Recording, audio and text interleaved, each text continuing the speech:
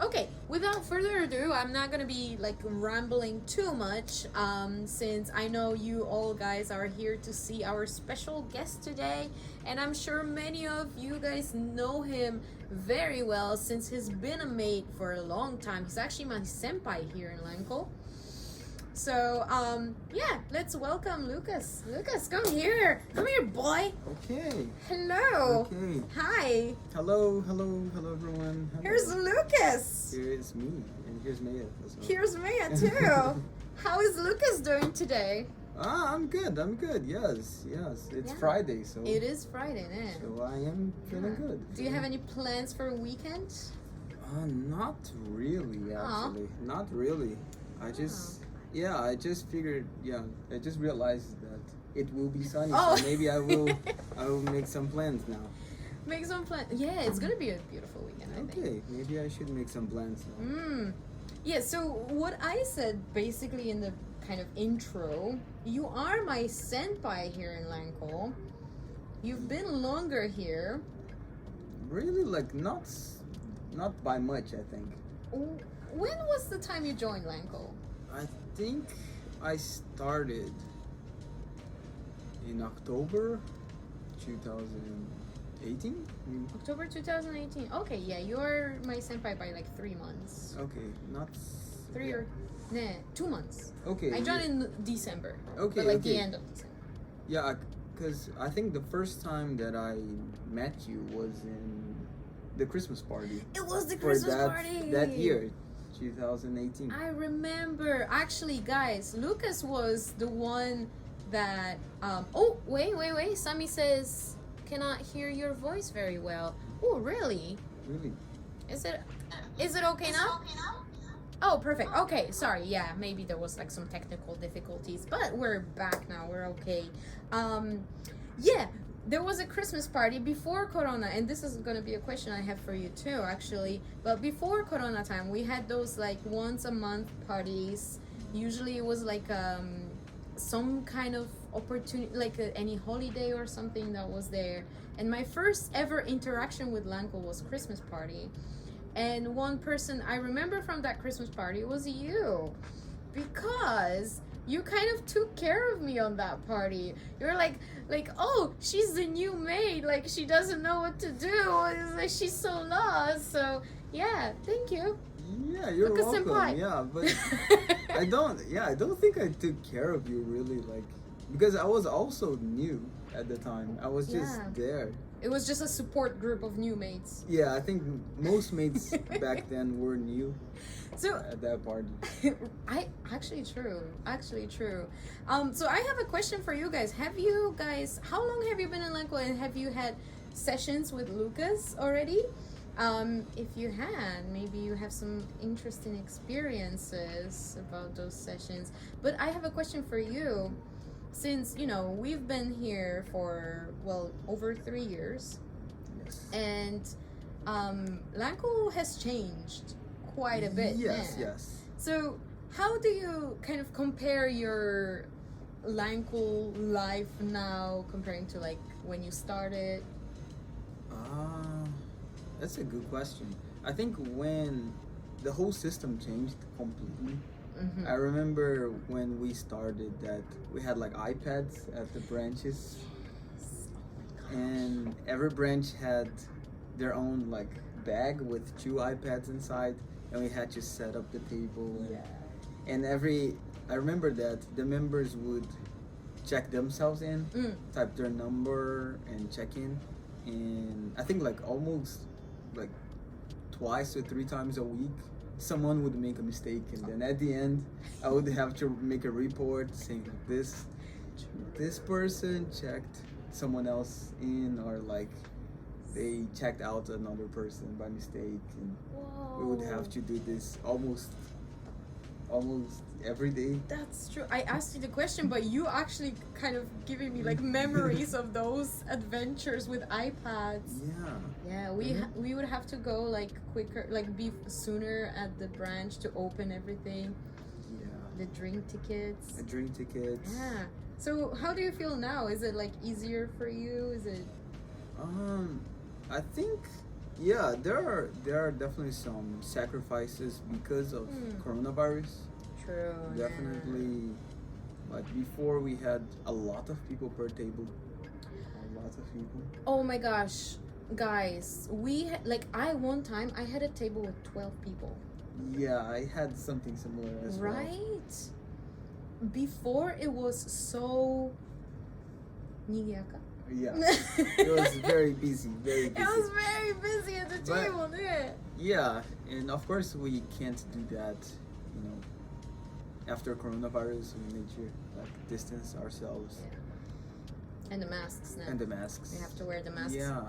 We were eating at the table sometimes, right? Yes, I remember that sometimes some member would buy like French fries, and we would actually share with each other. Yeah. We would have like dinner parties sometimes. Yeah, and maybe that's not a party. Not a party, but that is so weird right now to think about, like sharing fries with a lot of people. That's true. Like right now, I think I remember like once in Shinjuku, I had a member maybe like ordering a burger, and I felt so bad, but I had to tell him, oh, I'm sorry, you have to go to a different table. You cannot eat at the table. But 2 years ago, it was fine. Yeah, it 2 was years. complete. Yeah, everyone would eat while having this session. Yeah. And nowadays it's impossible. Yeah. So you guys have a little Hiro-san says so nostalgic. See, this is why I wanted to do that. So but speaking of LanCul, like before, of course, we experienced that, and I'm sure many members here in the session also experienced that, like old time LanCul. So I wanted to touch upon that a little bit because you're one of the few mates I can talk about it with. Because we have a lot of new people now, so they maybe don't remember how. Also, the drink tickets. Yeah, the drink tickets. Those free drinks, guys. Oh, those are the times. Yeah, different times, different times. But for members who might not know you, and maybe who are new here at the session, and maybe have not had the opportunity to join your table, could you? Well, introduce yourself a little bit, kind of tell your story a little bit. Okay, yes. Yeah, my name is Lucas. I am from Brazil. I'm from São Paulo in Brazil. Yeah, I came to Japan around 5 years ago. And I came here mostly because of my father. So my father is Japanese Brazilian.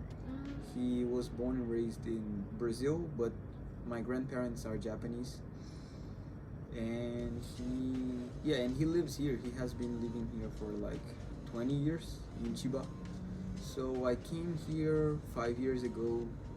I don't know. I was doing nothing in Brazil, so I decided why not to move. Oh, yeah, I was gonna ask what was the initial like reason to come here? Was it your Nothing. dad or? Yeah, I mean, of course my dad was here, so it was easier to move here than like for other foreigners, for sure. Definitely.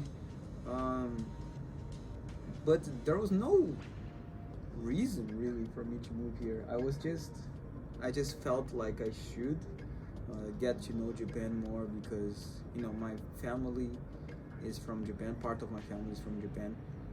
So I decided to move here, and I'm glad that I did because, you know, I lived in Chiba for maybe 1 year, and after that I moved to Tokyo and I started working at LanCul, and a lot of things happened during this time, but I really enjoy my life in Japan more than I did when I was in Brazil. Oh, okay.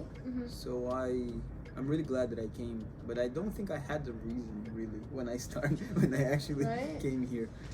Yeah. It's kind of a thing that many people will ask us, like, why did you come to Japan? But it's sometimes so difficult to answer, right? Yeah. I don't know exactly, yeah. Yeah. I mean, my father lives here and my mother lives in Brazil. Yeah, they are like separated, and I was living with my mother, so I just decided to move to my father's house. Yeah. Did you speak Japanese before coming here? No, actually no. That's a good question. So, like, even my father, I wouldn't say that his Japanese is perfect because he was born and raised in Brazil, and he spoke Japanese with his parents, but he never studied Japanese. Really, just like he went to school in Portuguese and he studied his whole life in Portuguese. So definitely, like, his Portuguese is better than his Japanese. And when I was a child in Brazil, I often like heard Japanese, but it's just very different from the Japanese that people actually use here, I think. Oh, what do you mean by that? Like, even like being polite here, like people say a lot of mas and this.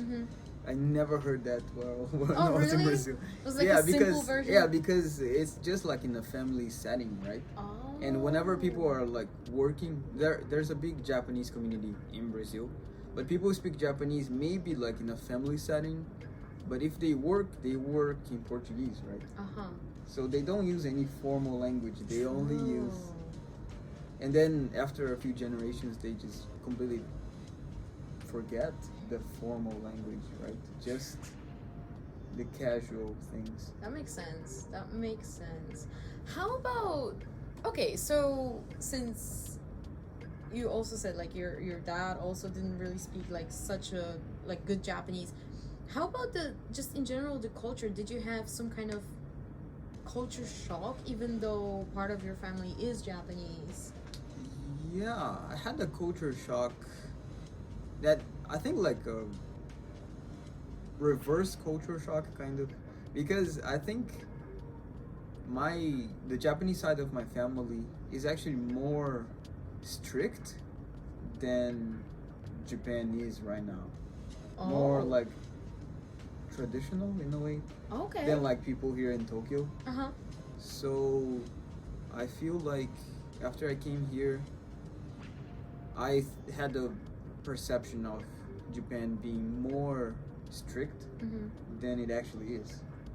So when I came here, I felt like, oh, okay, like there are like more sides to it, right? Interesting. Wait, so your Japanese part of family lives in Brazil? Yes. So yeah. Okay, so what do you mean by they're strict? What's the strictness? Strictness? Yeah, that's a good question. I don't know. I think it's just a matter of personality, right? I think a lot of people in my family are very serious in a way, and this just gave me the wrong impression, I think. Yeah. That is very, very interesting. Yeah, it's very, very unique. Different. Yeah, very unique. Very different. And you said like you said like an interesting word, like reverse culture shock. Yeah, I don't know. I don't think that's the correct term for it though. I think because because in Brazil I lived with my mother, right? And my mother is not Japanese. So I went to like my Japanese grandmother's house often, and I would experience like different aspects of the culture, but it is very different, I think. So your expectations of Japan were that it's a strict country, like very I think rules, or I think the main reason for that is that I would say that the community in Brazil, the Japanese community, the older ones, like my grandparents' generation or prior to that, they are Japanese, but the rest were born in Brazil.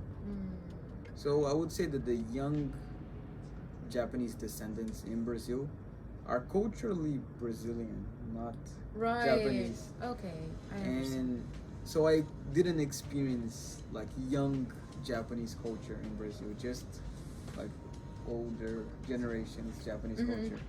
Gotcha. That is the difference, I think. Very interesting. I think like it doesn't happen. Well, it can happen few times, and this is also my question maybe for you guys, if you have an answer for that. Like, have you had an expectation of a country kind of like maybe a stereotype or something that you expected, but when you went there, it turned out that it's like maybe a little bit different or not so true to that stereotype or to that story. If you have experience like this, you can also share in the chat.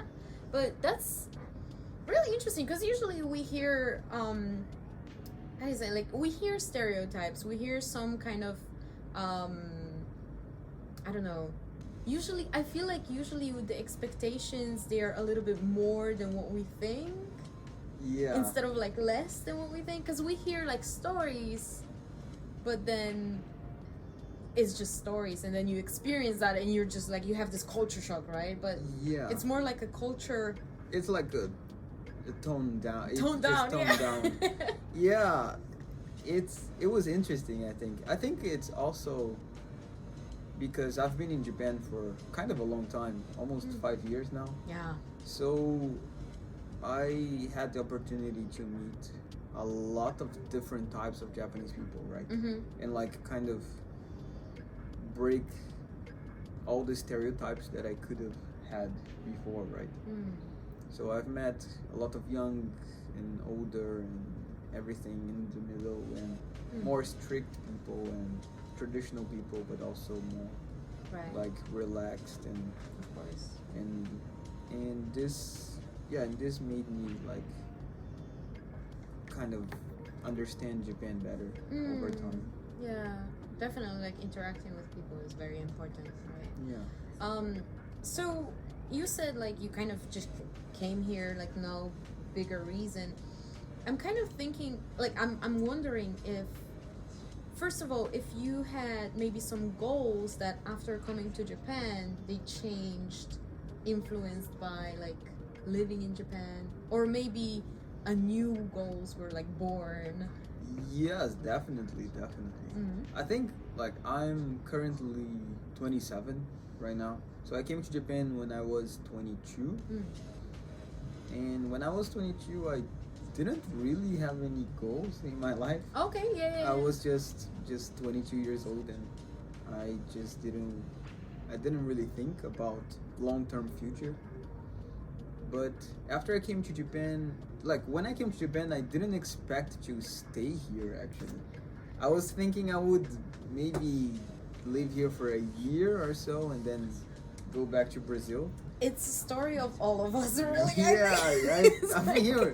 I'm here for almost 5 years now. It's a long time. It's weird. It's a long time. I thought I would come here and stay here for like a year and then move to Brazil and just get a job there and just, I don't know. But yeah, everything changed after I came here. I made a lot of friends and like everything changed. I was living in Chiba and I decided to move to Tokyo instead of moving back to Brazil. And then after that I just stayed here. Was it like a decision that you were thinking about a long time, or was it kind of like, let's stay? I don't think I decided. I just didn't leave. Makes sense. I just like postponed the decision, and by default I stayed here. That's true. Oh, that's interesting. Okay, I have a little bit more questions, but guys, we are like with 20 minutes on the clock, or actually 21. So if you have any questions planned for Lucas, if you already had something that you wanted to ask him, and maybe I will not because I don't know what you want to ask him, or if you have any experiences kind of about what we were talking about, like the cultural differences and stuff, you can type in the chat. Don't worry, don't be shy, don't be scared. We're not mean. Only sometimes. Yeah, sometimes. But only if you know, if there's a reason. But I don't think there's gonna be a reason, so don't worry. Yeah. So, what are you like? Since of course, guys, you're free to use the chat. Don't worry. Even if we're in the middle of the like sentence conversation, we will stop and we will read your comments. So don't worry about that. So what are you doing in Japan now? So as of right now, of course I work for LanCul. That's one. That's the reason why I'm here. I also have a job. I have another job as like an English teacher for children. I just started actually like a few months ago, and yeah, that's what I'm doing right now.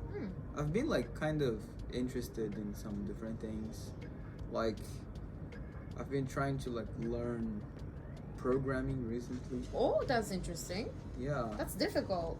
Yeah, but I went to like a programming school when I was when I was in high school for like 2 years or something.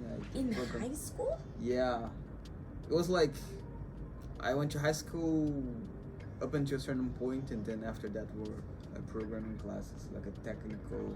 Oh, it's like an IT profile kind of. Yeah, it was like extra classes after school. So I still remember some of it, but high school was like 10 years ago. Nah. And especially for like IT, 10 years is a long time. That, right. I realized that constantly. everything that I learned means nothing. So if I want to do something, I need to study again. What would you like to do with programming? Like, do you have any specific plans? No, not really. But I just think it's an interesting. I just like actually. I actually like. I realized I like solving puzzles kind of. That's one thing that I like to do. Wow. Yeah, it's weird. It's a weird thing. No. Yeah. No. It's not for everyone. No. I understand. I like solving puzzles or like. Whoa, that's amazing. Like building things with like I don't know. Even like Legos or something. Oh, Lego. I can do Lego. That's nice. Lego's right? nice. Yeah. Or like I've been doing some like origami or something recently. Wow.